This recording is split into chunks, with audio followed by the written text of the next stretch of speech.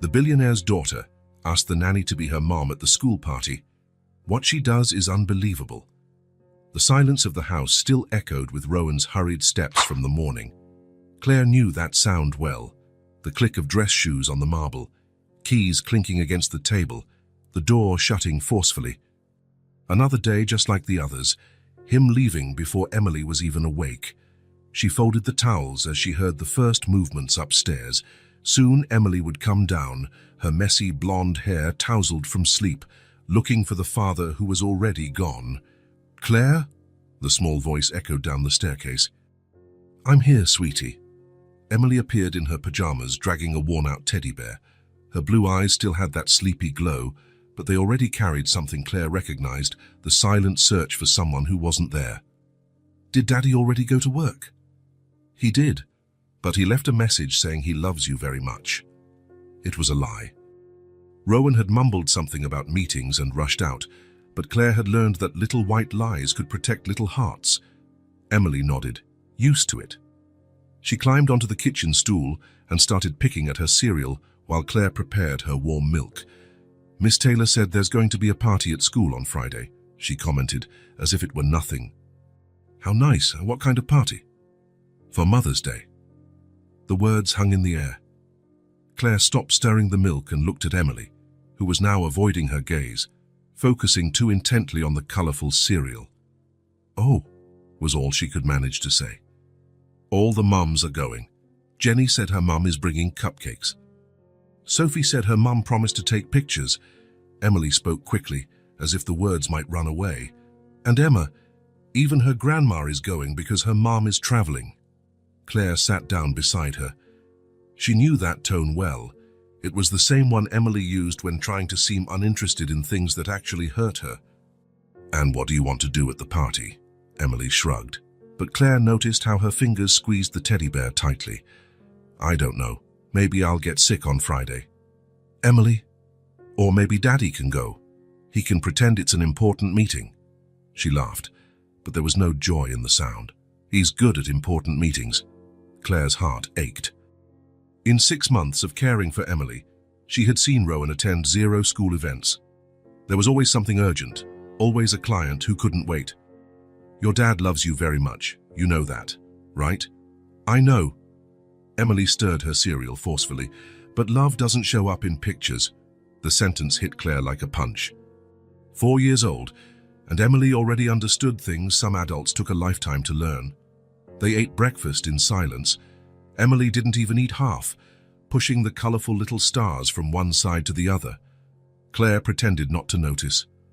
"I'm going to brush my teeth," Emily announced. "Don't forget to floss," Claire called out, receiving an irritated "I knows" in response. She washed the dishes slowly, lost in thought. Emily was smart, funny, full of life. But there was something about her that resembled a flower, trying to grow in the shade. Always stretching, searching for a light that stubbornly refused to arrive. Rowan wasn't a bad father. He loved his daughter, worked hard to give her the best. The house was proof of that. Expensive toys, designer clothes, a private school. But Emily didn't need things. She needed presence. "Ready!" Emily came running back, now in her uniform. Claire checked her backpack, packed her lunch and tied her shoes. The usual routine, executed with the usual care. On the way to school, Emily was quiet. Claire tried to cheer her up with music and conversation, but the little girl just nodded, lost in thought. "Claire?" she said when they were in the school drop-off line. "Yes?" Emily looked around, seeing other children being dropped off by their mothers. Some were chatting excitedly about the party, showing off colorful notes. "Would you—" she started, but then stopped. "What is it, sweetie?" "Nothing, bye." She ran inside before Claire could insist, but not before Claire saw that look, the same one of someone who wants to ask for something, but is afraid of the answer. The day passed slowly. Claire cleaned the house, went to the grocery store, prepared lunch. Simple work, but she liked the feeling of taking care of the space where Emily was growing up. Rowan called at 2 in the afternoon. "How is she?" "Good. A little quiet today." "Quiet how?" Claire hesitated. She could tell him about the party, about Mother's Day. about the way Emily pushed her cereal around, but Rowan was always rushing. And she had learned that men like him preferred to hear that everything was fine. Just tired. Maybe she slept poorly. Okay, I'll be late. Meeting until 9. Of course, she'll have dinner and be in bed on time. Thank you, Claire. I don't know what I'd do without you. The call ended before she could respond. Claire sometimes wondered if he truly saw what she did there. Not just the food, the cleaning, the practical care, but the smiles she drew from Emily, the tears she wiped away, the fears she chased away at bedtime. At 3:30, she was waiting at the school gate. Emily came out walking slowly, her backpack dragging on the ground. How was your day? Fine. In the car, she stared out the window. Claire tried asking questions, but the answers were monosyllabic. At home, she ate her snack without enthusiasm, did her homework mechanically, and played alone while Claire prepared dinner. It was only after her bath, when she was in her pajamas on the couch watching cartoons, that Emily finally spoke. Claire, yes? Do you like me? The question caught Claire by surprise. She paused the cartoon and turned to her. Of course I do. Why are you asking? Just wanted to know. Emily fidgeted with the hem of her pajamas, avoiding Claire's gaze. There was something there, something she wanted to say but couldn't find the words for. How do you think I'm nice? I think you're the nicest little girl in the world. Really, really. Emily smiled for the first time that day, a small but real smile. Claire? Yes? She took a deep breath, like someone about to dive into deep water. Could you be my mum at school? The world stopped. Claire felt her heart race, her hands grow cold. Emily was looking at her with those blue eyes full of hope and fear, waiting for an answer that could either break or heal something very fragile. Emily, I know you're not my real mum, she said quickly, as if she needed to explain before Claire could say no, but you take care of me like you are. You make food I like. You brush my hair the right way. You remember to leave the hall light on, and I really wanted someone to go with me. The words came out in a single breath, honest and painful. Claire saw not just a child asking for company, but a little girl trying to fill a void the size of the world. Please, Emily whispered. Just this once. Claire looked at that small child on the big couch, holding a worn-out teddy bear, asking for something so simple and yet so profound, and she knew that regardless of the complications, regardless of what Rowan might think, regardless of everything, she couldn't say no. Of course, she said, her voice almost breaking. Of course I can. The smile that lit up Emily's face was like the sun appearing after a storm. She jumped off the couch and threw herself into Claire's arms, hugging her tightly, like someone embracing a dream that had finally come true. Thank you, she mumbled against her neck. Faiza, thank you, thank you, thank you. Claire closed her eyes and hugged her back, feeling something shift inside her chest. She didn't know exactly what it was, but she knew it was important. She knew that innocent request had moved something that had been still for a long time. And as she held Emily in her arms, a certainty formed. Some things in life don't need an explanation. Sometimes love is simply saying yes when someone needs you. On Friday morning, Emily woke up before her alarm clock. Claire found her in the kitchen, already dressed in the blue dress she had picked out the night before, trying to comb her own hair with both hands. Let me help, Claire said, taking the brush. Do you think I look pretty? Emily asked, nervously fidgeting with her feet. I think you look beautiful. And it was true. The blue dress highlighted Emily's light eyes, and there was something different in the way she carried herself today, an anticipation that made her shine from within. And you? Are you going to look pretty too? Claire laughed. She had chosen a simple beige dress, nothing too flashy. She didn't want to draw attention, just be there for Emily. I'll do my best. I bet you'll be the prettiest mom at the party. The word mom made Claire's heart skip a beat. She still wasn't used to the idea, but seeing Emily's smile, she knew she had made the right decision. Breakfast flew by. Emily ate everything, a rare occurrence, and talked non-stop about the party. Miss Taylor had promised games, music, and a special snack. Each child was going to introduce their mom to the class. "What are you going to say when you introduce me?" Claire asked in the car. "I'm going to say you're my heart, Mom," Emily replied, as if it were the most natural thing in the world. "Heart, Mom." The words echoed in Claire's head the entire way to school. The school entrance was decorated with pink balloons and posters made by the children. Mothers arrived from all sides, some alone, others in groups, all dressed up for the occasion. Claire felt a flutter in her stomach. What if someone asked about Emily's real mother? What if they found out she was just the nanny? But Emily held her hand firmly. "Come on," she said, pulling her inside. "I want to show you my classroom." The classroom was transformed. Tables were pushed against the walls, little chairs were in a circle in the center, and the children's drawings were hung everywhere. Miss Taylor, a young woman with brown hair, greeted each mother at the door. "You must be Emily's mom," she said to Claire with a warm smile. Claire opened her mouth, but Emily was quicker. "This is my heart mom, Miss Taylor." "Her name is Claire." The teacher seemed to understand immediately. Her smile grew even more affectionate. "That's lovely, Emily. Welcome, Claire." Emily pulled Claire to show her the room. She pointed to her drawing on the wall, a house with 3 people, a small girl, a tall man, and a woman with blonde hair. "That's us," she explained, pointing. "Oh, you're me and Daddy." Claire swallowed the lump in her throat. In the drawing, the 3 of them were holding hands, smiling. The family Emily wished she had. "It's beautiful," she managed to say. Other children approached, curious. Emily introduced Claire to each of them with evident pride. "This is Emma," she said, pointing to a girl with braids. "Emma, this is my heart mum." Emma waved shyly. Her grandmother, an elegant lady, greeted Claire kindly. "What a sweet term," she commented. "Heart mum." The party began with all the children sitting in the circle. Miss Taylor asked each one to introduce themselves along with their guest. When it was Emily's turn, she stood up, full of pride. "This is Claire," she said to the class. "She's my heart mom. She makes the best sandwiches in the world, knows all the princess stories, and never forgets to leave the light on when I'm scared."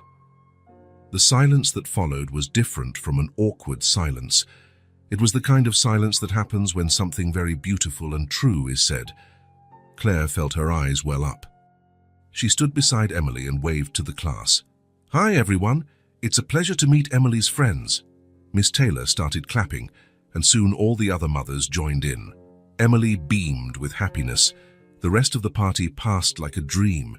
They played bingo, sang songs, and did an art activity where each child decorated a picture frame to give to their mother.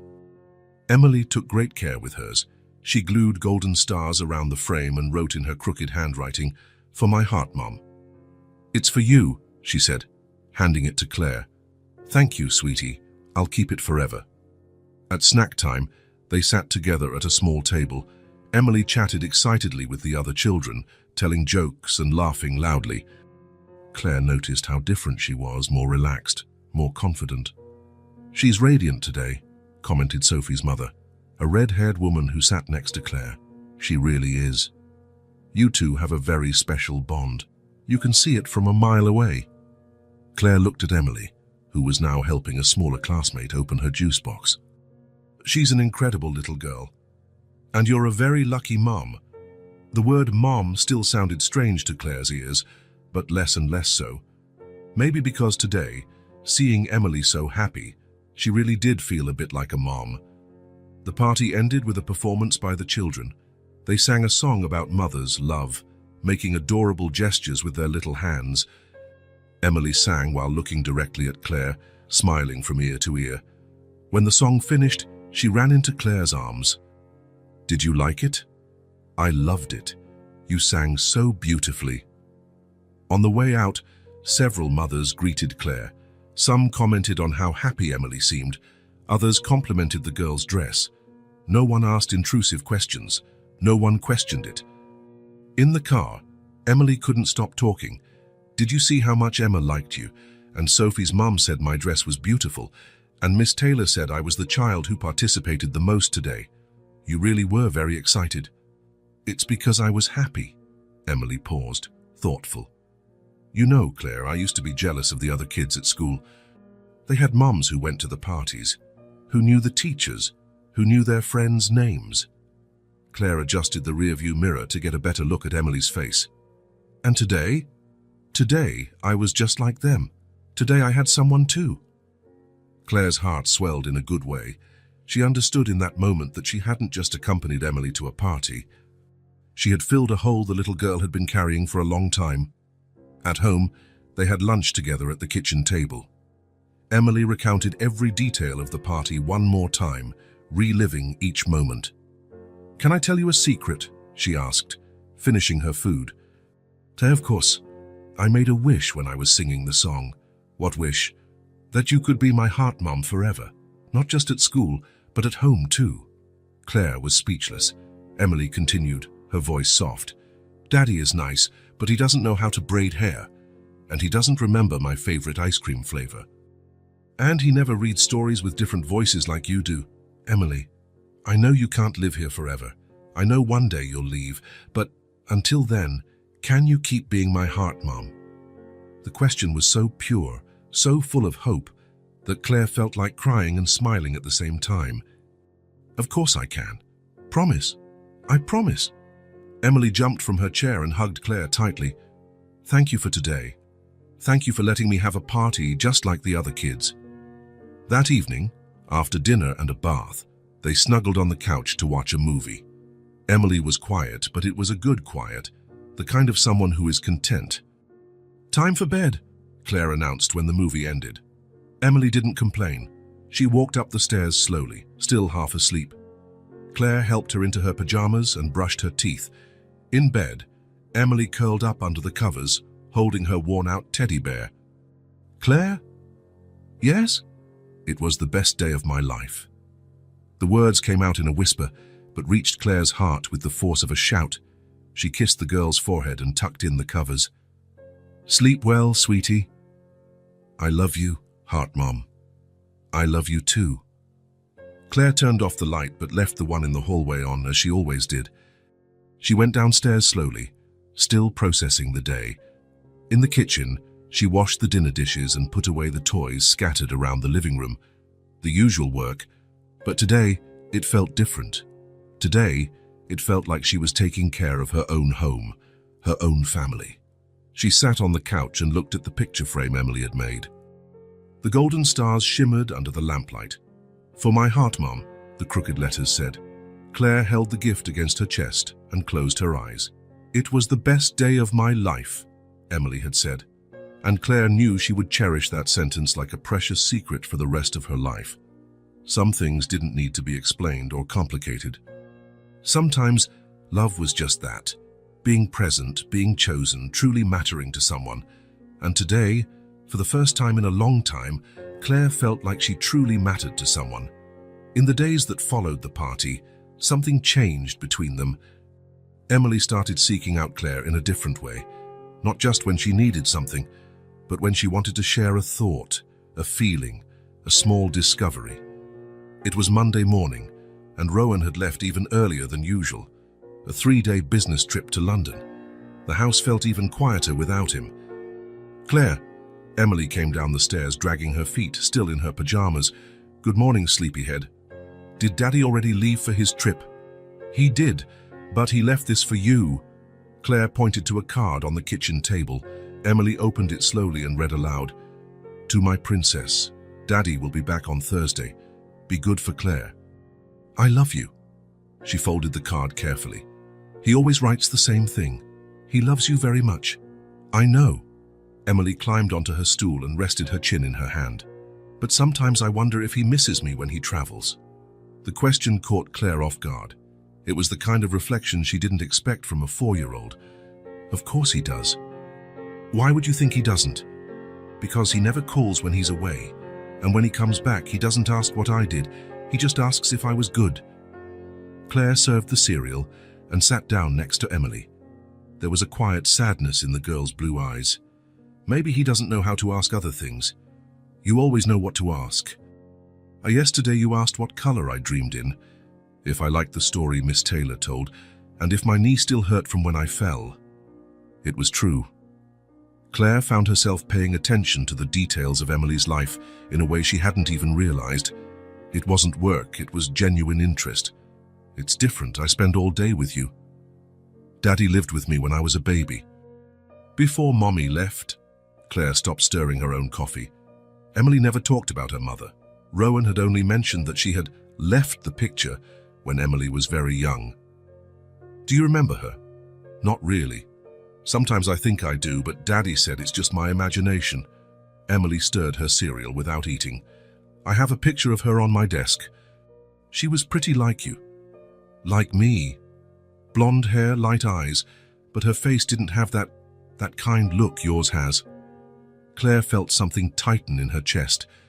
Emily observed the world so deeply for a child. What do you mean? In the picture, she's smiling, but her eyes look empty. Is like when Daddy smiles but is thinking about work. Emily finally took a spoonful. Your eyes always match your smile. The conversation stayed in Claire's head all day. As she folded laundry, prepared lunch, and organized toys, she thought about Emily's mother. How could a woman abandon such a special child? In the afternoon, on the way home from school, Emily was quiet in the car. How was your day? Fine. A pause. Claire? Yes. Sophie asked if you were my real mom. And what did you say? That you were more of a real mom than a lot of real moms. Claire smiled in the rearview mirror. That was very smart. It was the truth. Sarah's mom yells at her all the time. Tom's mom never remembers to pick him up from school. Emily paused. You never do any of those things. Because you're important to me. Am I? The question came out small, vulnerable. Claire parked the car in the garage and turned around. Of course you are. You're one of the most important people in my life.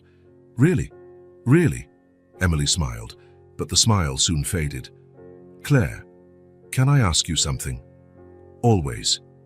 Why don't you have any kids? The question hit a sensitive spot. Claire was in her late 30s, had been in serious relationships before, but had never reached the point of thinking about marriage or children. So I just haven't found the right person to have a family with yet. Do you want to have kids one day? Yes, I think so. And if you had a daughter, would you want her to be like me? Claire's heart melted. She unbuckled her seatbelt and turned completely toward Emily. If I had a daughter, I would be very happy if she were exactly like you. Really? Really. You're funny, smart, kind, and brave. Emily was silent for a few seconds. Sometimes I pretend you're my mom, not just at school. At home too. What do you mean? When you make my sandwich, I think my mom is making my lunch. When you help me brush my teeth, I think my mom wants me to have healthy teeth. When you leave the light on, I think my mom knows I'm scared of the dark. Each sentence was like a small revelation. Claire realized that, without noticing, she had become the mother figure Emily never had. And how do you feel when you pretend that? Happy. Emily fiddled with the teddy bear she always kept in her backpack. But also a little sad. Why? Because it's just make-believe. They went inside in silence. Emily went straight to the living room and flopped onto the couch, still in her uniform. Claire followed and sat beside her. Do you want to talk about it? About what? About feeling sad. Emily curled up on the couch, hugging the teddy bear to her chest. Sometimes I wonder what I did wrong. What do you mean? For my mom not to want to stay with me. The voice came out small, almost a whisper. Daddy said she left, but he never said why. Claire felt her heart break. She pulled Emily closer, letting the girl snuggle up beside her. Sweetie, you didn't do anything wrong. Nothing at all. But if I were a better girl, maybe she would have stayed. Emily, listen to me. Claire lifted the girl's chin so she would look into her eyes. You are perfect just the way you are. If your mother left, it was because she had her own problems, not because you weren't good enough. How do you know? Because I spend every day with you. I see how kind you are to your friends, how you help when someone gets hurt, how you worry when you think you've hurt someone's feelings. Emily snuggled even closer to Claire. I wish you were my real mom. I know. Not just for a day, or just at school, forever. Claire closed her eyes and kissed the top of Emily's head. The smell of baby shampoo mixed with the scent of a child made her feel something she had never felt before. "Sweetie, do you think it's wrong for me to want that?" "It's not wrong. It's natural for you to want someone who takes care of you with love. But is it possible?" Emily's eyes shone with hope. Can someone become a mom just by wanting it a lot? The question was so innocent, so full of longing, that Claire's chest tightened. Love makes a lot of things possible. "So, you can be my heart mom forever?" "I can. Promise. I promise." Emily smiled for the first time since they got home from school. "Do you know what I like most about you?" she asked, playing with Claire's fingers. "What? You always really listen to me. You don't just pretend to listen while thinking about other things. How do you know the difference?" "By the eyes. When someone is really listening, their eyes are focused.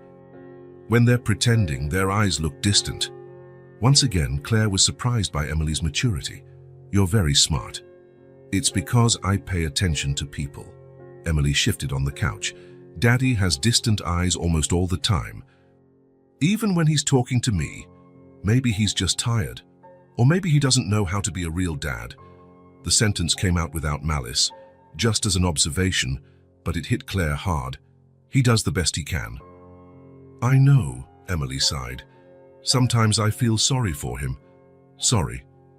Because he doesn't know how much he's missing. If he stopped thinking about work for 5 minutes, he'd see that I'm interesting." "You are very interesting." "You think so?" "I do. You ask questions that make me think. You notice things that other adults don't even see." Emily was quiet for a few minutes, absorbing the words. "Claire, yes, I love you. I love you too, sweetie." "No," Emily shook her head. "I love you the way daughters love their mums. That way that makes your chest feel warm when you arrive. That way that makes you want to tell them all the good things that happened." Claire felt her eyes well up.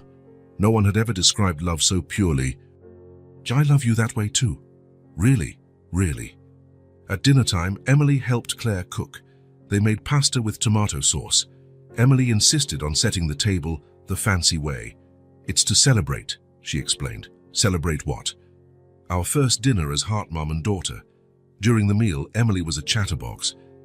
She talked about every friend from school, every game from recess.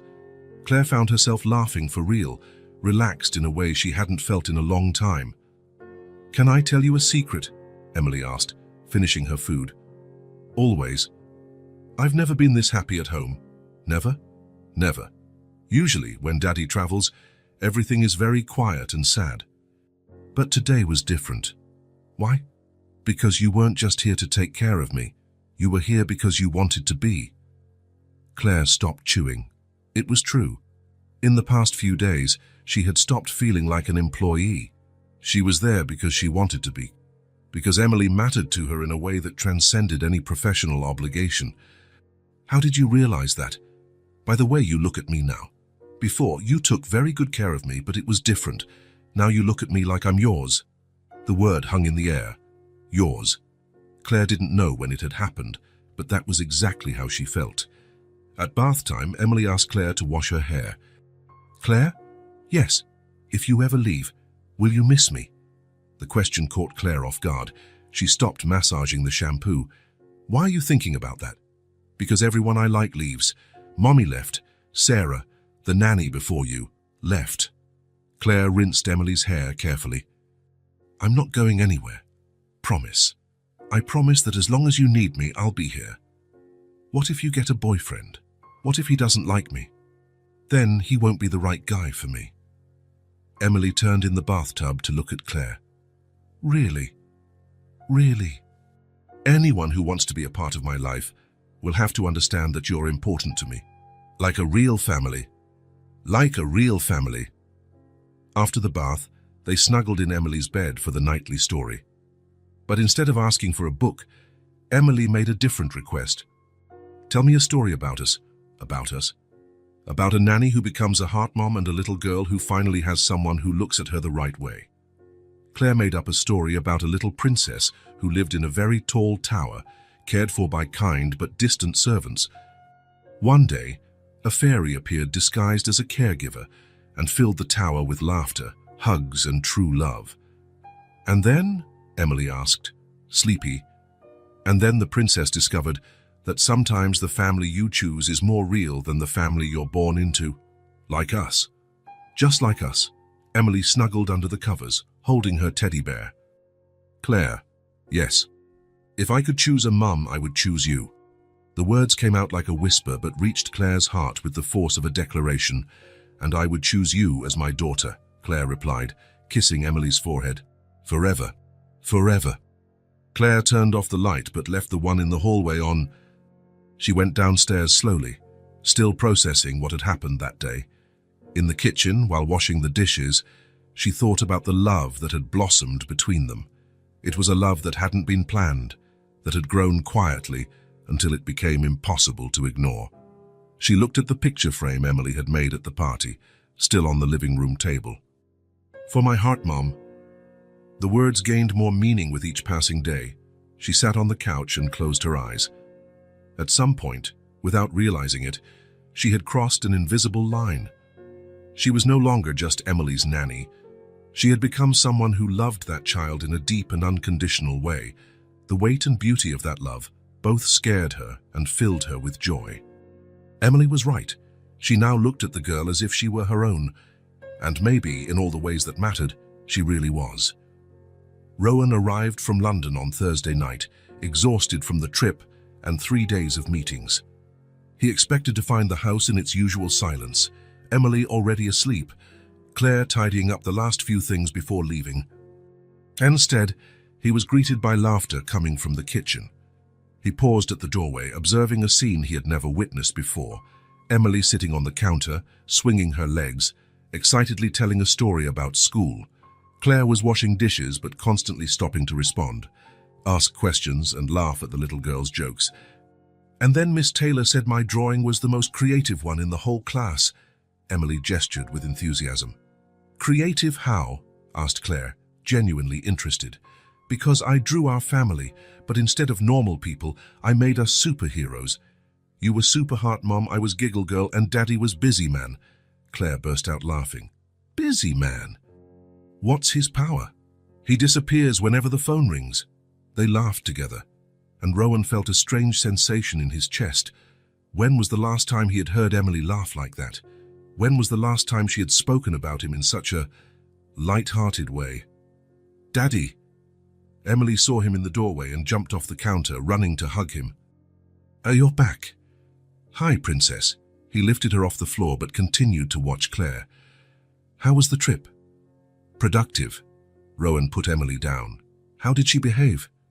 "Perfectly, as always." "Daddy, you have to see what I made at school." Emily pulled his hand. "And I learned a new song, and Claire taught me how to make heart-shaped pancakes, and we watched a movie about dolphins, and—" Rowan blinked, surprised.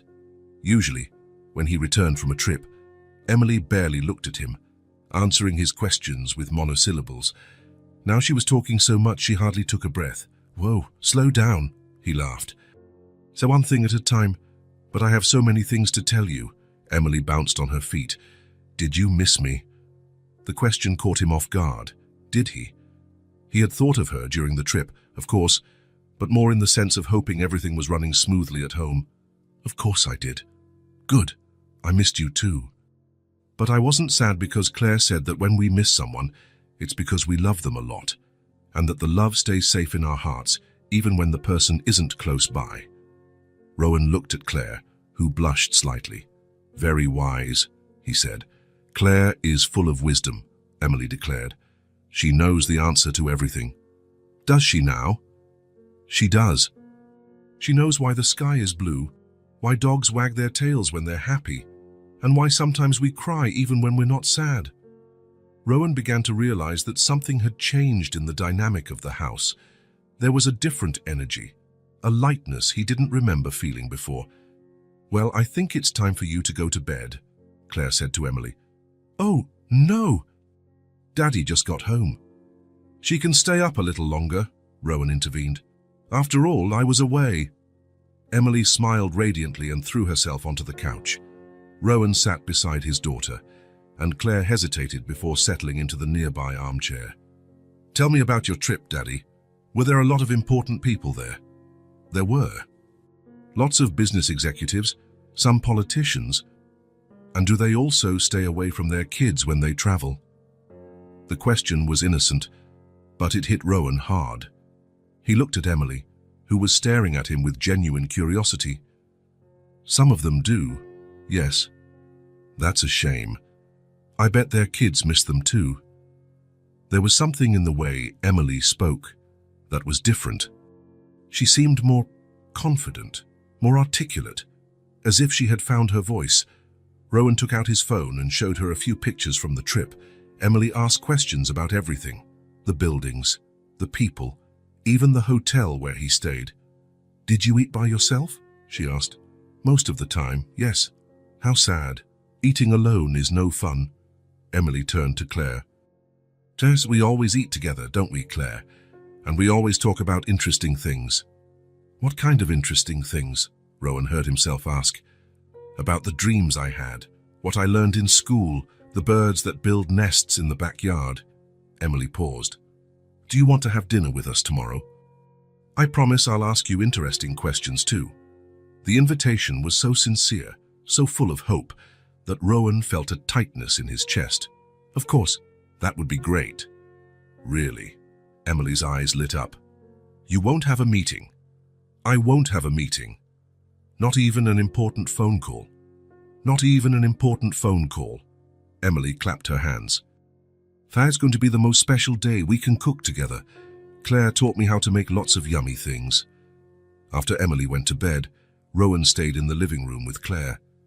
"She's different," he commented. "Different how?" "More alive, more talkative." He paused. "Happier, I think." Claire smiled. "She's an amazing little girl. She just needed someone to really talk to. Really talk to. You know, ask questions about what she thinks, not just about what she did. Listen to the answers. Laugh at her jokes." Rowan felt a bit embarrassed. "I ask questions. You do." Claire's response was gentle, but they're usually practical questions. "Or how was school? Did you do your homework? Did you brush your teeth? And what kind of questions do you ask? What was the funniest thing that happened today? If you could have a superpower, what would it be? What color do you think dreams are?" Rowan was silent, absorbing her words. She likes those questions. She loves them. And her answers are always surprising. On Friday morning, Rowan woke up with a strange feeling. For the first time in years, he didn't feel the urge to rush to the office. He wanted to stay home, to spend time with Emily. He called his secretary and cancelled all his appointments for the day. "Really?" Emily couldn't hide her surprise when he announced he was staying home. "The whole day." "The whole day. And what are we going to do?" "Whatever you want." Emily thought for a few seconds. "Can I really choose?" "You can. Then I want us to cook together, the three of us, like a real family." The phrase, "like a real family," echoed in Rowan's mind. Was that what was missing? The feeling of family. They spent the morning in the kitchen. Emily directed the operation like a little chef, teaching her father the techniques she had learned from Claire. Rowan was surprised by his daughter's patience, by the gentle way she corrected his mistakes. "No, Daddy, you have to stir slowly, or the egg will turn rubbery," she explained, holding his hand to guide the movement. "Claire taught me that cooking is about care, not about rushing." Rowan watched Claire, who was preparing a salad on the other side of the counter. She smiled as she watched the father and daughter work together. "Claire, aren't you going to help us?" Emily asked. "You two are doing great on your own, but it's more fun when everyone participates." Claire joined them, and Rowan noticed how her presence changed the dynamic. Emily became more relaxed, more herself. "Can I ask you something?" he said to Claire as they chopped vegetables. "Of course. How do you get her to talk so much?" "She usually barely answers when I ask about her day."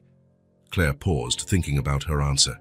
"I think it's about showing that you really want to know, not just because it's a father's duty to ask, but because you're genuinely interested in the answer."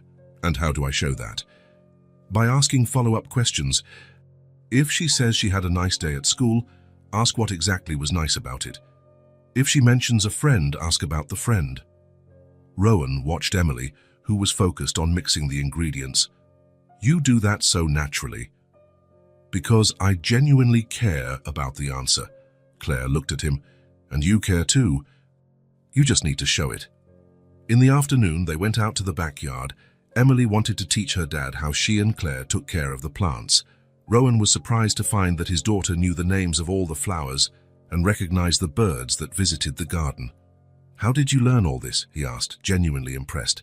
Claire teaches me. She says it's important to pay attention to the world because it's always showing us incredible things. Rowan looked around his own backyard as if seeing it for the first time. When had he stopped noticing the things around him? Want to see something cool? Emily pulled his hand to a corner of the garden. We planted these seeds last week. Look, tiny green sprouts were emerging from the soil. What did you plant? Sunflowers. Claire said they always face the sun, as if they're looking for the light, just like me when you come home from work. The comparison touched Rowan in an unexpected way. Emily always looking for him, waiting for his attention, just as the sunflowers sought the sun. Thors, that's very beautiful, princess. When they grow, they'll be huge, taller than me. In the evening, after the dinner they had prepared together, the three of them settled in the living room. Emily was visibly tired, but happy. Daddy? Yes? This was the second best day of my life. Rowan smiled, expecting her to elaborate. But something about the phrase intrigued him. And what was the first? Emily looked at Claire, then back at her father. It was the day Claire was my mom at school. The silence that followed was profound.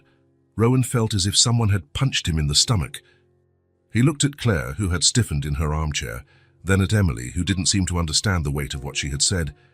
When was this? He asked, his voice lower than he intended. At the Mother's Day party. Emily snuggled on the couch. I asked Claire to go with me because all the other kids were going to have their moms there, and I didn't want to be alone. Rowan vaguely remembered Emily mentioning a school party, but he had been so busy he barely paid attention. And how was it? It was perfect. Emily's eyes shone with the memory. Oh, Claire dressed up nicely. She met my friends. She sang the song with me, and everyone said we looked a lot alike. Alike how? In our kind way. Sophie's mom said you could tell we really loved each other. Rowan looked at Claire again. She was clearly uncomfortable, but Emily kept talking. And you know what the coolest part was? What? Rowan could barely form the question. For the first time, I felt just like the other kids. I had someone who came just to see me, who was proud of me, who paid attention to me. Emily paused. That was the day I understood what it's like to have a real mom. The words hit Rowan like an avalanche. He realized, with painful clarity, that he had failed his daughter in a way he had never imagined. While he worked to give her all the material things, she was growing up with an emotional void he hadn't even noticed. And Claire had filled that void without fanfare, without asking for anything, simply because she cared. Daddy. Emily noticed he was quiet. Are you okay? I'm fine. He cleared his throat. I was just thinking about how much you've grown. Claire says growing up isn't just about getting taller, it's also about learning to love and be loved. Rowan looked at Claire, who avoided his gaze. She's right. That's why today was so special, Emily continued. Because it was the first day I felt like we were a real family. You, me, and Claire. Rowan carried his daughter to her room after she yawned. He helped her into her pajamas, brushed her teeth, and sat on the edge of her bed. Daddy? Yes? Can you do this more often? Stay home, play with me, put me to bed. I can. And for the first time, he really meant it. I'll try to do this more often. Promise? I promise. Emily smiled and closed her eyes. I love you, Daddy. I love you too, Princess. Rowan went downstairs slowly, processing the day. He found Claire in the kitchen, putting away the last of the dishes. Claire, yes? Thank you. For what? For everything. For taking care of her. For being what I should have been. Claire stopped drying the plate and looked at him. You're a good father, Rowan. You were just lost. I was. He paused. I still am. Really. But today I saw what I was missing. She's an incredible little girl. She is, and you made her blossom. They stood in silence for a few minutes. So I hope you don't mind what happened at the school party. I didn't want to overstep any boundaries, but she was so sad. I don't mind. He cut her off. In fact, I'm grateful. You did something for her that I should have done, but didn't. You can still do it. She loves you very much. I know. And now I know she deserves more than what I was giving her. Rowan looked around the kitchen, at the house that suddenly felt more alive, more full of love. Thank you for helping me see that. For the first time in a long time, he felt present, truly present, and he promised himself he wouldn't forget again what it meant to be a real father. The changes began subtly, almost imperceptibly. On the Monday following the day they spent together, Rowan called his office at 5 in the afternoon. Cancel the 6 o'clock meeting, he told his secretary. Reschedule it for tomorrow morning. Are you sure? It's with the Morrison client. I'm sure. And Margaret. Cancel the Thursday evening ones too. In fact, block off every Wednesday and Thursday after 5. There was a pause on the other end of the line. For how long, sir? Indefinitely. When Rowan arrived home at 5:30, Emily was in the living room doing her homework. She looked at him in surprise. Daddy, didn't you have a meeting today? I cancelled it. Why? Did someone get sick? No. He sat down beside her at the table. I just wanted to come home early. Emily blinked, as if she couldn't process the information. Really? Really? Can I help with your homework? The smile that lit up Emily's face made Rowan realize he had made the right decision. Claire watched the scene from the kitchen, where she was preparing dinner. There was something touching about seeing the father and daughter together at the table, Rowan patiently helping Emily with her math problems. No, Daddy, Emily said, laughing. 5 plus 3 isn't 9. It's not. Rowan feigned confusion. Then what is it? 8, Emily giggled. For you're pretending you don't know. Maybe I am, he admitted, making an exaggerated face. It was the first time Claire had seen them truly play together. At dinner, Rowan did something that surprised even himself. He turned off his cell phone. Isn't the phone going to ring? Emily asked suspiciously. It's not. Not even if it's an important emergency. If it's a real emergency, they can wait until tomorrow. Emily looked at Claire, as if seeking confirmation that this was really happening. Daddy, can you tell me about your day? She asked, cutting her chicken into small pieces. My day? Yeah, like, what interesting things did you do? Did you meet any nice people? Did anything funny happen? Rowan paused to think.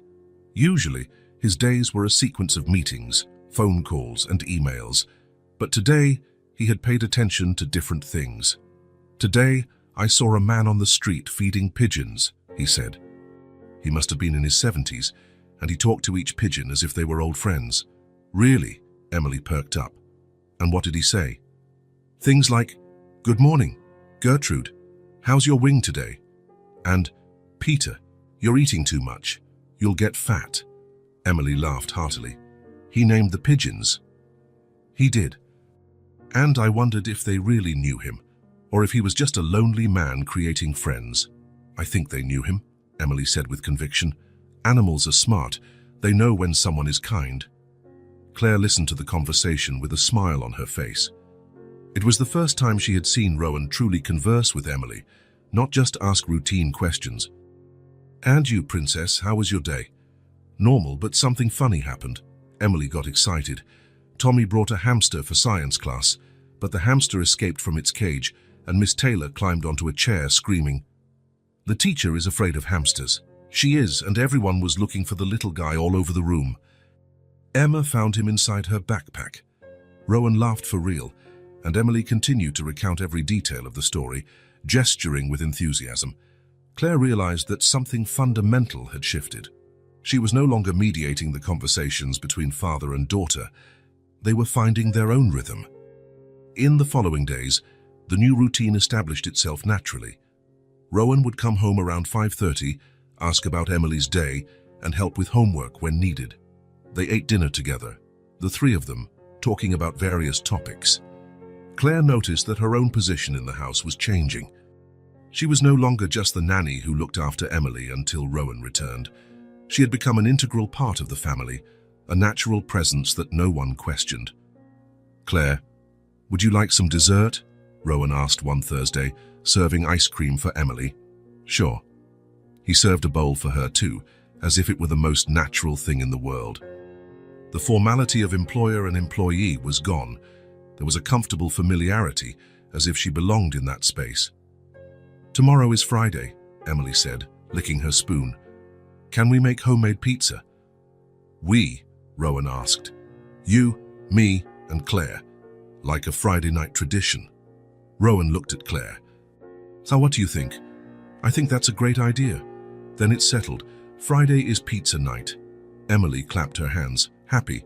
"And can we watch a movie too?" "We can. And make popcorn. And make popcorn. It's going to be the best day of the week." Claire smiled, seeing how Emily radiated happiness with these small family traditions. On Friday night, the kitchen turned into a battlefield. Flour was scattered all over the counter, tomato sauce on the wall, grated cheese on the floor. Emily directed the operation, teaching her father how to stretch the dough. "No, Daddy, you have to spin it, not pull it," she laughed, trying to correct Rowan's disastrous technique.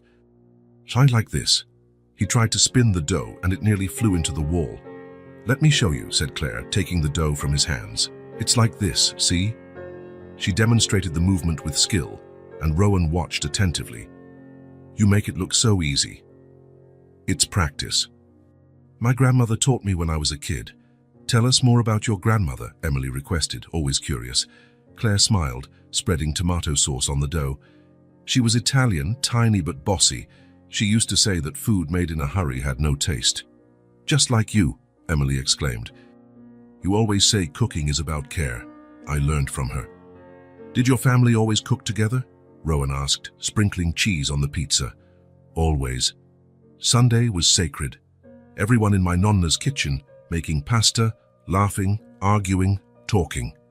Claire paused, lost in the memory. "Those were the happiest days of my childhood." "Like today?" Emily asked. "I just like today." Rowan watched the scene, Claire and Emily working side by side, flour on their noses, smiles on their faces. He himself was splattered with tomato sauce but didn't care. When was the last time he had so much fun doing something so simple? "Done," Emily announced as they put the pizza in the oven. "So now we wait and pick a movie." They settled in the living room, Emily in the middle of the couch, Rowan and Claire on either side. The little girl scrolled through the movie catalogue on the TV. "How about this one?" She pointed to an animated movie about a family of birds. "Looks good," said Rowan. "Claire, do you like animated movies?" "I love them." "Great." Then it's decided. During the movie, Emily first snuggled against Claire, then stretched out and rested her feet on Rowan's lap. It was a casual, natural intimacy, as if they had always been a family. Rowan noticed how Claire held Emily with affection, how she absent-mindedly stroked the girl's hair, how she whispered explanations when something in the movie wasn't clear. There was love there, real and profound. "Daddy," Emily whispered in the middle of the movie. "Yes." "I like it when we're like this." "Like what?" "All together, like a real family."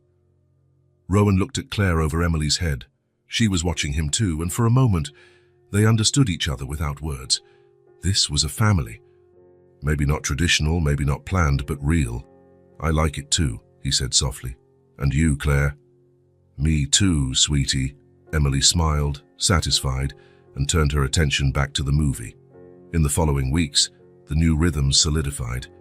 Rowan would cancel appointments to be home for dinner. Claire would stay later, not because she had to, but because she wanted to. The roles became less defined. Sometimes it was Rowan who helped Emily with her bath. Sometimes it was Claire who took her to school in the morning. "Claire," Rowan said one Tuesday, as they washed dishes together, "Can I ask you something?" "Of course." "Are you happy here?" The question caught her by surprise. "I am." "Why?" Because I realize that you've become part of the family, and I don't want you to feel like you're stuck here, or that you have obligations beyond your job. Claire stopped drying the plate and looked at him. I don't feel stuck, Rowan. I feel her at home. Really? Really? She smiled. You two have become my family too. Rowan nodded, relieved. That's good, because I don't know what our life would be like without you anymore. It was true. In just a few weeks, Claire had become as essential as the air they breathed, not just for Emily, but for him too. She had brought lightness to a house that was too heavy, love to a space that was too empty. Rowan? Yes. Thank you. For what? For letting me be a part of all this. They smiled at each other, and Rowan knew that, finally, his family was complete. It was a typical Friday in their new routine. Homemade pizza, a movie on the couch, Emily between Rowan and Claire, the three of them sharing popcorn and laughter. The house was filled with that warm energy that had become natural over the past few months. Time for bed, princess? Rowan said when the movie ended. Oh no, 5 more minutes, Emily pleaded, snuggling closer to Claire. Tomorrow is Saturday. You can sleep in, Claire negotiated. Okay. Emily sighed dramatically. But will you take me to my room? Of course. Rowan collected the popcorn bowls while Claire helped Emily up the stairs. The nightly routine had become a sacred ritual between them, a warm bath, soft pajamas, brushing teeth with funny stories for each canine, and finally, bed with the worn-out teddy bear always nearby. What story do you want tonight? Claire asked, sitting on the edge of the bed. I don't want a story tonight, Emily said, surprising her. No? I just want to talk. Claire tucked the covers around Emily. About what? About us. There was something in Emily's voice, a seriousness that didn't match her 4 years of age. What about us? Emily held Claire's hand with both of her small ones. Claire, you could be my real mum. Claire's heart skipped a beat. So, sweetie. No, listen. Emily sat up in bed, still holding Claire's hand. I've thought a lot about this. You already do everything a mom does. You take care of me when I'm sick. You make yummy food. You help me with my homework. You listen to my problems. You hug me when I'm sad. The words tumbled out, as if Emily had rehearsed this speech several times. And you really love me. I can see it in your eyes. And I love you too. Emily paused, her blue eyes shining in the dim light. I love you. The simple phrase hit Claire like a wave. She felt her eyes well up. I love you too, sweetie. So why can't you be my real mum? The question came out small, vulnerable. Don't you want to? Claire swallowed hard. How could she explain to a 4-year-old the complexity of feelings she couldn't even process herself? It's not about wanting to, Emily. Then what is it about? It's complicated. Because you're not married to Daddy. The question caught Claire completely off guard. It's more complicated than that. But you like him, right? Emily tilted her head. I see you laughing together in the kitchen. You get along. Claire felt her face flush. It was true that she and Rowan had developed an easy friendship, a natural partnership. But, sweetie, sometimes things aren't as simple as they seem. But they could be, Emily insisted, if you wanted them to be. Claire kissed the girl's forehead. How about we get some sleep? Tomorrow is Saturday, remember? We can make heart-shaped pancakes. Okay. Emily lay down, but she still held Claire's hand. But promise you'll think about what I said? I promise. You would be the best mom in the world. Even better than Emma says her mom is. Claire smiled, but felt a tightness in her chest. Sleep well, my love. I love you, heart mom. I love you too. Claire turned off the light and left just the hallway one on Tato-san as she always did. She went downstairs slowly, Emily's words echoing in her mind. Rowan was in the kitchen, putting away the last of the dishes. She fell asleep quickly tonight, he commented. Yes. Everything okay? You seem tense. Claire forced a smile. Just tired. It's been a long week. Why don't you head home and rest? I'll finish up here. Thanks. I think I will. She grabbed her purse and keys, wished Rowan a good night, and walked out to her car. But instead of the usual relief of a job well done, she felt a strange weight in her chest. On the drive home, Emily's words replayed in her mind. "You could be my real mom, I love you." Claire's apartment was small and quiet, a stark contrast to the lively house she had just left. She threw herself onto the couch and finally allowed the tears to come. They weren't tears of sadness, they were tears of a joy so intense it hurt. Emily loved her. Not just as a nanny or a caregiver, but as a mother. The little girl wanted her to be her real mother, and that was exactly the root of the problem. Claire got up and went to the window, looking out at the empty street. What was she doing? At what point had she allowed the lines to become so blurred? When she started working for Rowan, the rules were clear. She was the nanny. She would take care of Emily during the day, keep the house organized, be professional and caring, but within appropriate limits. But when had she crossed those limits? When did she stop being an employee and start feeling like a member of the family? "She's not my daughter," she whispered to herself. "This isn't my home." The words sounded hollow because her entire heart screamed the opposite. Emily felt like her daughter. The house felt like her home. Rowan felt like what? A partner, a friend, something more. Claire shook her head, trying to push those thoughts away. This was dangerous. She was getting too involved, dreaming of things that didn't belong to her. What if Rowan met someone? What if he decided to get married? Where would that leave her? She would just be the nanny who got too attached, who would need to be gently dismissed so the new family could flourish. The thought made her feel nauseous. She walked over to the small desk in the corner of the living room and pulled out a sheet of paper. Without thinking too much, she began to write, "Dear Rowan, after much consideration, I have decided it's time for me to move on. These past months caring for Emily have been incredible, and she is an extraordinary little girl. But I feel I have fulfilled my role here, and that both she and you are ready for a new phase. I would like to give 2 weeks' notice so that you can find a suitable replacement. I can help with the transition and ensure that Emily adjusts well to the change. It has been a privilege to be a part of your lives. Sincerely, Claire." She reread the letter 3 times. The words were appropriate, professional, kind. They didn't reveal the emotional chaos she was feeling, nor did they expose how much her decision was tearing her heart apart. She folded the letter and placed it inside an envelope. She wrote Rowan's name on the front in careful handwriting. But then, instead of sealing the envelope, she left it on the desk and went to her bedroom. Lying in bed, staring at the ceiling, Claire tried to imagine her life away from Emily and Rowan. She would look for another job, maybe with a different family. Or maybe it was time to try something completely new. But the idea of waking up in the morning and not making Emily's breakfast, not hearing her stories from school, not watching her grow, it was unbearable.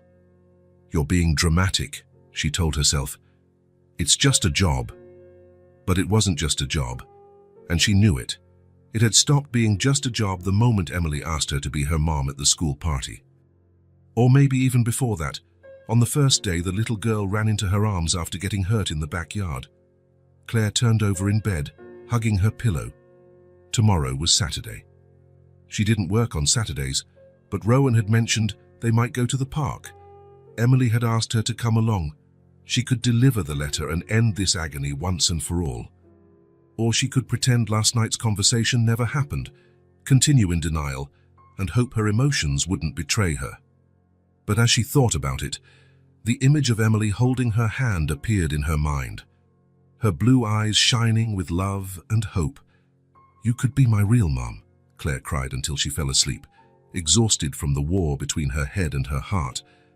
The next morning, she woke up with a terrible headache and swollen eyes. She looked at the letter on the living room desk, still unsealed. Her phone rang. It was Rowan. "Hi, Claire. Sorry to call on your day off, but Emily won't stop asking if you're going to the park with us today." Claire closed her eyes. "Rowan, I know it's your day off, so don't feel obligated." But she was so excited last night talking about it. "What time are you going?" "Around 10, we can swing by and pick you up," Claire looked at the letter again. Okay, I'll go. Great, she'll be thrilled. After she hung up, Claire took the letter and put it in a drawer. She couldn't do it, not today, maybe never. She prepared herself for another day of pretending her heart wasn't breaking, pretending she wasn't hopelessly in love with a life that wasn't hers. But when Rowan and Emily arrived to pick her up, and Emily shouted "Claire" and ran into her arms as if she hadn't seen her in weeks, she knew she was lost. It didn't matter how complicated it was. It didn't matter how dangerous it was for her heart. She couldn't leave that little girl. She couldn't leave that family, even if it meant living in an emotional limbo forever, even if it meant loving without the right to love, even if it meant being more than a nanny but less than a mother. At least for today, she would stay. And maybe, if she was lucky, she would find a way to make it work without destroying herself in the process. But deep down, she knew it was already too late to protect herself. She had already given her heart completely, and there was no going back. Claire carried the weight of the unsent letter for 2 weeks. The sheet of paper remained tucked away in her desk drawer, like a secret that burned inside her. Every morning she woke up wondering if today would be the day she finally gave those words to Rowan, and every evening, seeing Emily's smile, she knew she couldn't. But the tension was becoming unbearable. It was a rainy Monday in April when she finally worked up the courage. Emily was at school, the house was quiet, and Rowan was working from his home office due to the bad weather. Claire knew if she didn't speak now, she might never. She knocked lightly on the office door. "Come in," Rowan said, without looking up from the papers scattered across his desk. "Rowan?" Her voice came out more hesitant than she intended. He looked up and immediately noticed something different in her expression. "Everything okay? Can we talk?" "Of course." He closed his laptop and gestured to the armchair in front of his desk. "Have a seat." Claire settled into the chair, but kept her hands clasped in her lap, as if to contain the storm raging inside her. "Rowan, I need to talk about what's happening here." "What's happening?" He frowned. "Is something wrong with Emily?" "No." Claire took a deep breath. "With me. With us." The silence that followed was heavy with expectation. "When I started working here, I knew exactly what my role was," she began, choosing each word carefully. "Says to take care of Emily, keep the house organized, be professional and caring, but within clear boundaries." Rowan watched her intently but said nothing. "But something changed. Rowan, I changed." Claire's voice trembled slightly. "I've become attached in a way that goes far beyond professional." "What do you mean?" "Emily has become like a daughter to me." The words came out in a whisper. "I love her as if she were my own child, and it terrifies me." Rowan leaned forward, but remained silent. "I wake up in the morning and my first thought is of her. If she slept well, if she's happy, if she needs anything. When she's sad, my heart breaks. When she achieves something, I'm filled with pride as if I have the right to feel that way." Claire paused to breathe, her emotions threatening to overflow. "And it's not just her, Rowan. These last few months, having dinner together, talking, laughing, I've started to feel like part of a family. Part of something I maybe shouldn't feel a part of." "Claire, no, let me finish." She held up a hand. "I know you hired me to be a nanny, and at some point I stopped being just that. I don't know if that's right. I don't know if you're comfortable with it. I don't know if I should keep my distance." The tears she had held back for weeks finally began to fall. "Emily told me the other day that I could be her real mom, and the way she said it, with so much hope, with so much love." Claire's voice broke. "I almost said yes. I almost said that nothing in the world would make me happier." "Why didn't you?" Rowan's question caught her off guard.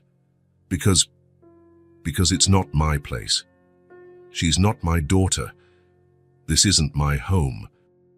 I don't have the right to dream of these things." Rowan was silent for a long moment, as if carefully choosing every word he was about to say. "Can I tell you something?"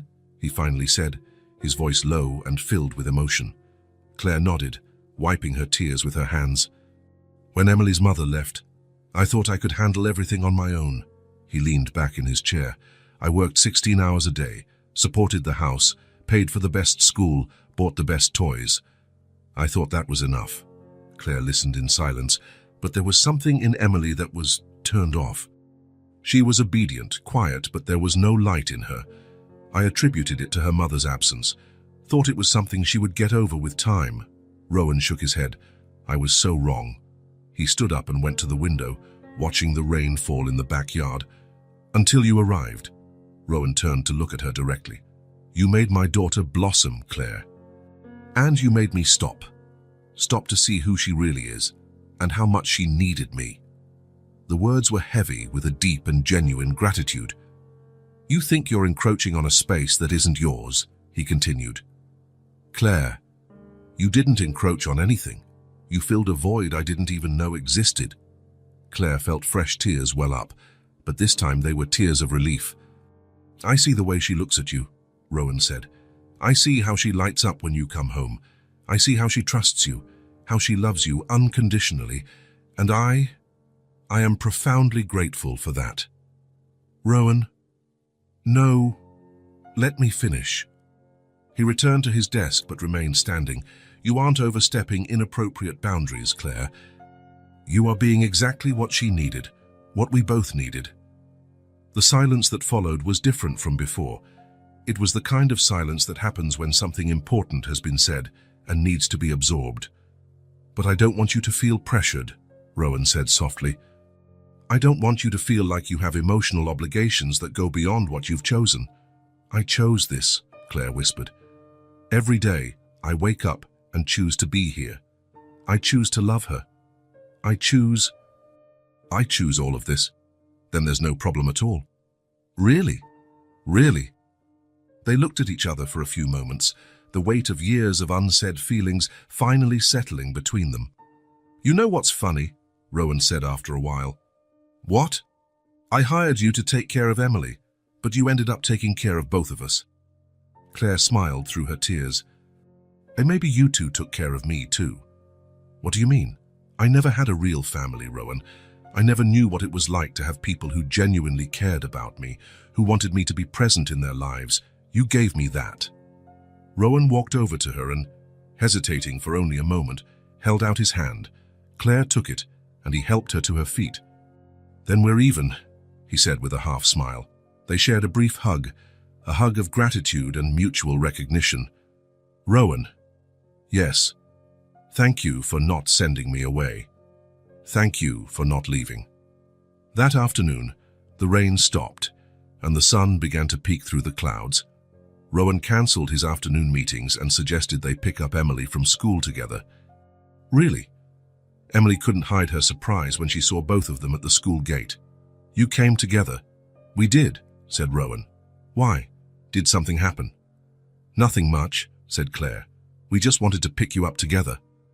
Cool. Emily skipped between them, holding a hand of each. Can we go to the park? Of course, they answered in unison, making Emily laugh. At the park, Emily ran straight to the swings, asking Claire to push her. Rowan sat on a nearby bench, watching the interaction between them. Higher, Claire, higher, Emily shouted, laughing. Are you sure? Claire joked. You won't fly away. If I fly, you'll catch me. Always, Claire replied without hesitation. Rowan watched the scene with a smile on his face. There was something so natural, so right about that dynamic. It was impossible to imagine how things were before Claire came into their lives. After the swings, Emily wanted to show off her skills on the slide. She went up and down countless times, always calling for them to watch. Did you see how fast I was? She would shout from the top of the playground. We saw, Rowan and Claire would reply, always paying attention. When Emily finally tired herself out, the three of them sat on the grass watching other children play. You know what I was thinking, Emily said, pulling up blades of grass. What? Rowan asked. That we're a very weird family. Weird how? Claire laughed. Because most families have a daddy, a mommy, and kids. But we have a daddy, a heart mom, and me. Emily looked at them both. But it's a good family, right? Rowan and Claire exchanged a meaningful look. It's the best family, said Rowan. I agree, Claire added. Great. Emily flopped onto the grass, satisfied. Then it settled. They stayed there for another hour, Emily chasing butterflies, Rowan and Claire talking about trivial things, but with a lightness that hadn't existed for weeks. As the sun began to set, they decided to head home. "Size, can I make dinner tonight?" Emily asked in the car. "You?" said Rowan. "What do you know how to cook?" "Claire taught me how to make grilled cheese sandwiches, and I'm very good at it." "Then it's decided," said Claire. "Dinner by Chef Emily tonight." In the kitchen, Emily directed the operation with comical seriousness, giving detailed instructions to Rowan and Claire on how to slice the cheese and spread the butter on the bread. "No, Daddy, not like that," she would say, laughing. "Claire will teach you," and Claire taught him patiently, while Rowan pretended to be a difficult student to make Emily laugh.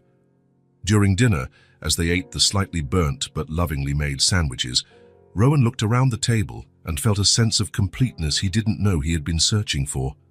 "Claire," he said when Emily went to brush her teeth. "Yes, I thought I was doing everything right by securing her future. The best school, money saved for college, a well-structured career path." He paused. "But you showed me that what she needed was someone in the present." Claire just smiled, a smile that said more than any words could.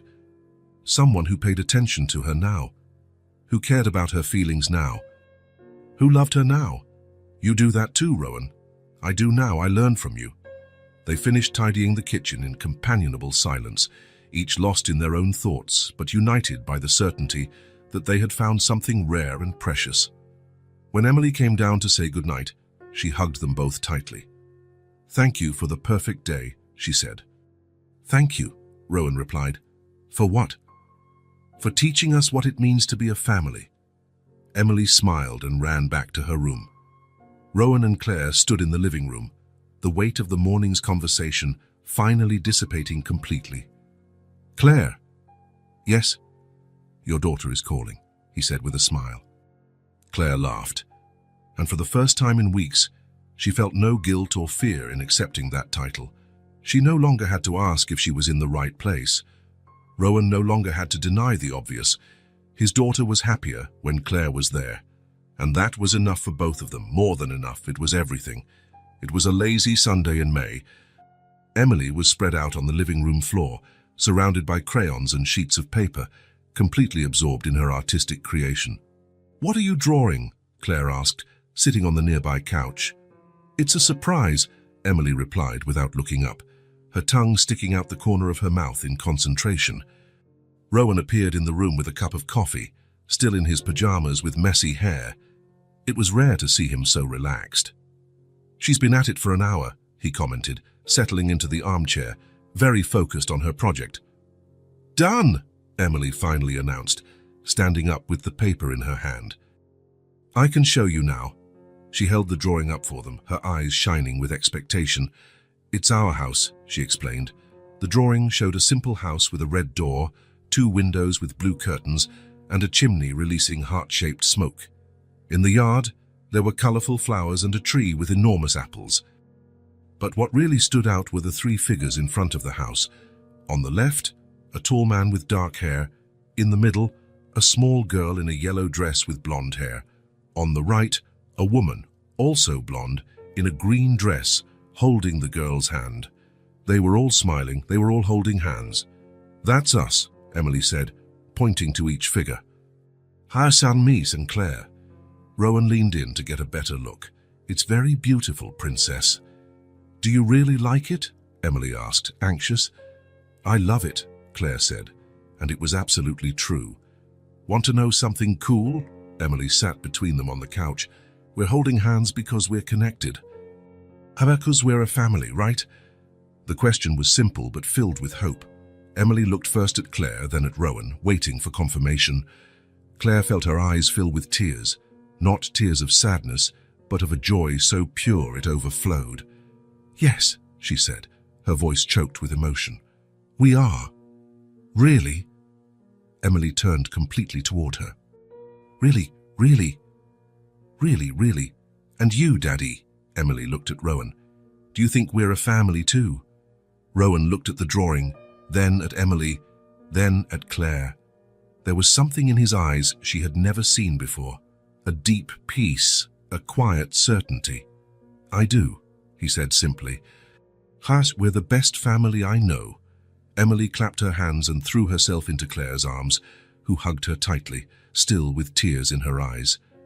"Can I hang the drawing on the fridge?" Emily asked. "Of course," said Rowan. "Place of honor."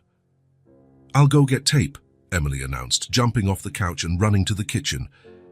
Rowan and Claire were left alone in the living room, the drawing still between them. "That's how she sees us," Claire said softly. "That's how we are," Rowan corrected. In the kitchen, they taped the drawing to the refrigerator door, right in the center downs where everyone could see it. "Perfect," Emily declared, admiring her work. "Now everyone who comes in here will know we're a family." "And what if someone asks about our different family?" Claire asked. "I'll say that family isn't just about who you're born with," Emily replied with conviction. "Family is who chooses to stay together." The 4-year-old's wisdom left the two adults speechless. "Where did you learn that?" Rowan asked. "Here," Emily said, pointing to her own chest. "In my heart." She ran back to the living room, leaving Rowan and Claire alone in the kitchen. "She's right," Rowan said, heading to the stove. "Want some tea?" "Please." Claire sat at the table, watching Rowan prepare the drink. There was something comforting in this domestic ritual, in the familiarity of his movements, in the way he knew exactly how she liked her tea. When the water boiled, Rowan placed the tea bags in the mugs and poured the hot water. The steam rose, creating small aromatic clouds in the sunlit kitchen. He turned to hand a mug to Claire, and their eyes met. No words were needed. In the simple gesture of offering the tea, prepared exactly as she liked it, in the mug that had become hers, there was a silent acknowledgement. She belonged here. "Thank you," she said, taking the mug. "Always," he replied. They drank their tea in comfortable silence, watching through the window as Emily, who had gone out to play in the yard, chatted animatedly with the flowers, inventing stories about butterfly kingdoms. "Rowan." "Yes." "Thank you for letting me be a part of all this." "Thank you for wanting to be a part." "I always wanted to," she admitted. "From the first day, I think. I just didn't know if I was allowed." "You are," he paused. "You always were." Emily ran in through the kitchen door, her cheeks flushed from running in the sun. "Can I call Grandma?" she asked Rowan. "I want to tell her about our drawing." "Of course." "Claire, will you come with me?" "I want you to talk to her too." "Me?" Claire was surprised. "Are you sure?" "Of course, you're family now." When evening came and Emily was finally asleep, Rowan and Claire stood in the living room, looking at the drawing on the fridge through the open kitchen doorway. "She has a talent for art," Rowan commented. "She has a talent for many things," Claire replied, "including seeing what really matters. Our daughter is very wise." "Our daughter?" The words hung in the air, natural and right. "She is," Claire agreed. And in that moment, looking at the drawing of 3 figures holding hands in front of a house full of love, Claire knew she had found her place in the world. There was no contract, no solemn promises, no ceremony, but there was a clear and unshakable feeling. She belonged here forever. If this story touched your heart, subscribe to the channel and turn on notifications so you don't miss the next ones. Leave a like because it helps this story get recommended to more people. See you in the next story.